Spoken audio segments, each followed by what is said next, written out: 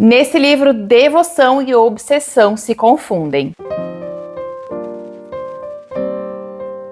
Oi pessoal, tudo bom? Sejam todos muito bem-vindos de volta ao canal, eu sou a Cat e hoje eu quero fazer uma resenha de um livro que eu li recentemente, eu gostei muito e eu estou aqui hoje para tentar explicar um pouquinho de por que eu gostei desse livro, o que me conectou com essa história e quem sabe convencer alguns de vocês a ler também, porque eu dei uma olhada e vi que a nota dele no Scoob não é muito alta, o que eu não entendi, então eu espero angariar aqui alguns fãs a mais para essa história. Fica comigo que eu prometo que vai valer a pena. Então, o livro que eu quero comentar hoje com vocês é A Hora Azul, da Paula Hawkins, o último livro dela publicado aqui no Brasil pela HarperCollins. Esse é um suspense psicológico que tem tradução da Regiane Wynarski e a história se passa na Escócia, em especial em uma ilha chamada Ares. A narrativa aqui gira em torno de um grupo de personagens que tem como ponto central uma artista plástica chamada Vanessa que já morreu. E esse grupo vai lidar com o espólio, com a herança dessa mulher e tudo que vem com ele. Tudo começa quando uma escultura dessa artista, da Vanessa, vai ser exposta em Londres. Enquanto ela está lá, um antropólogo forense que está visitando a exposição, ele vai perceber que um dos ossos que está dentro de uma das obras, na verdade, é um osso humano. Ele imediatamente envia um e-mail para o Tate, que é o museu que está sediando essa exposição, e o museu, por sua vez, já faz a conexão com a fundação que ficou responsável por todas as obras da Vanessa. Essa fundação, que foi beneficiária do testamento da artista, logo percebe que isso pode virar um escândalo gigantesco e começa a fazer ali algumas movimentações para descobrir se isso é verdade, se esse osso realmente é humano e como é que ele teria ido para dentro da obra dessa artista. Quem vai ficar responsável por descobrir essa verdade é o Becker, que é um funcionário, um especialista na obra da Vanessa, que ele vai ser então encaminhado para falar com uma mulher chamada Grace, que vive na ilha que era da Vanessa. A Vanessa vivia isolada, numa ilha, numa casinha, até o momento da sua morte. Foi lá que ela produziu quase todas as suas obras e ela viveu durante quase 20 anos com uma outra mulher chamada Grace, que se tornou a sua herdeira e executora do seu testamento. E essa Grace e a fundação, por lidarem as duas com o espólio da Vanessa, elas entram em vários atritos. E o Becker, então, ele é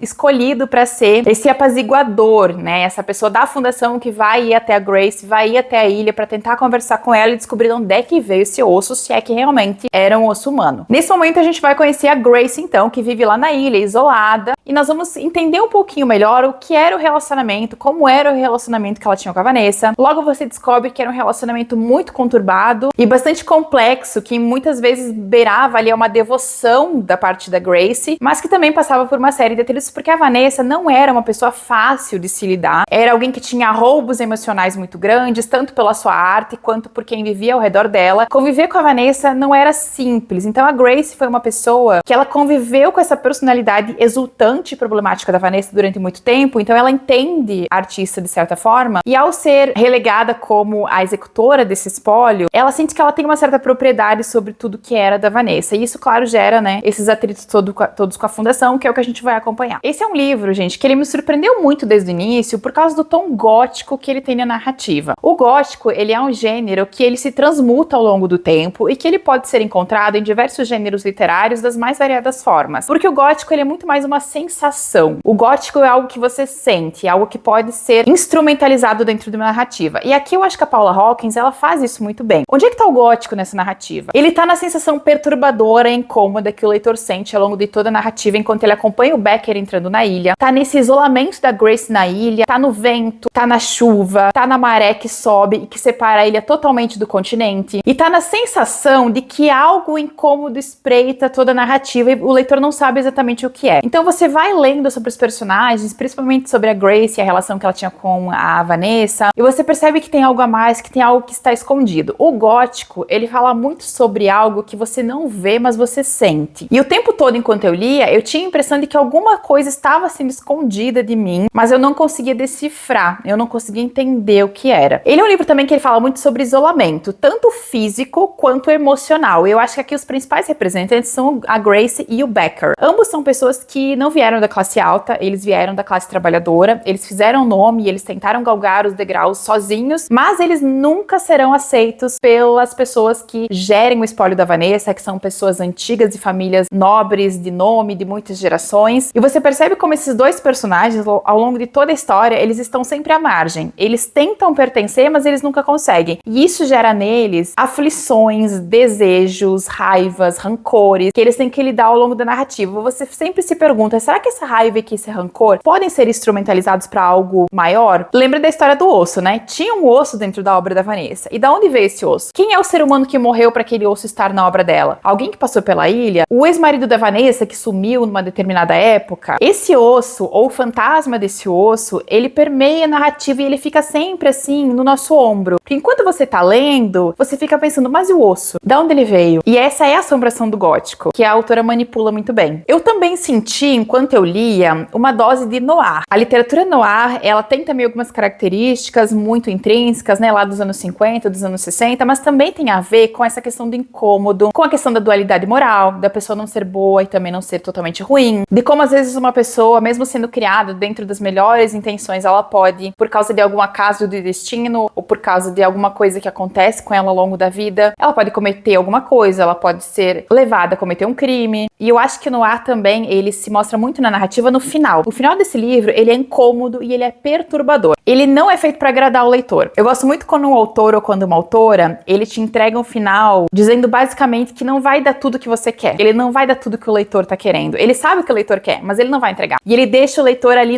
em suspenso. Ele deixa o leitor num momento muito atribulado. Ele deixa o leitor à beira do precipício. É uma coisa que eu curto muito, poucas pessoas fazem hoje em dia, mas eu acho interessante e eu acho que a Paula faz isso aqui ao fim da narrativa. Eu entendo quem não gostou do final, mas eu sou uma das pessoas que gostou. Duas coisas que eu acho importante apontar também. Esse livro me lembrou um pouco Rebecca, de Daphne du Maurier. Quem leu aqui vai saber do que eu tô falando. Rebecca é um romance lá da década de 30, em que fala sobre essa mulher que já morreu, né, a Rebecca, só que a presença dela é tão forte, é tão incômoda, que permeia toda a narrativa daquele livro. E a presença desse fantasma, ele acaba sendo um ponto de conflito durante toda a narrativa. E aqui eu senti que tem um pouco disso na Vanessa. A Vanessa é alguém que já morreu há muito tempo, mas que ela continua sendo uma presença constante na vida de todas aquelas pessoas. Tudo gira em torno da Vanessa. Os amores, os ódios, os rancores, as raivas, as brigas na justiça. Tudo continua sendo volátil e violento quando se fala da Vanessa. Então é uma presença que fisicamente ela não existe mais, mas o seu fantasma, a sua lembrança continua assombrando a narrativa e aos personagens, inclusive de formas bem avassaladoras. E a outra coisa que eu queria comentar com vocês é que eu acho, na minha opinião, tá? Eu já li os 4 livros da Paula publicados aqui no Brasil e eu acho que ela vem mudando de estilo. Esse livro aqui não tem nada a ver com o primeiro trabalho dela, que é A Garota no Trem. Então eu acho que é interessante que quando a gente acompanha um autor, a gente também acompanha as mudanças pelas quais ele passa. Particularmente, eu tô gostando muito dessa nova fase dela, que é uma fase mais introspectiva, mais gótica, mais noir. Eu acho que é uma coisa que tem combinado com a narrativa dela e com a escrita dela, e eu espero que ela continue fazendo. Talvez não faça tanto sucesso quanto fez o Suspense Psicológico, que foi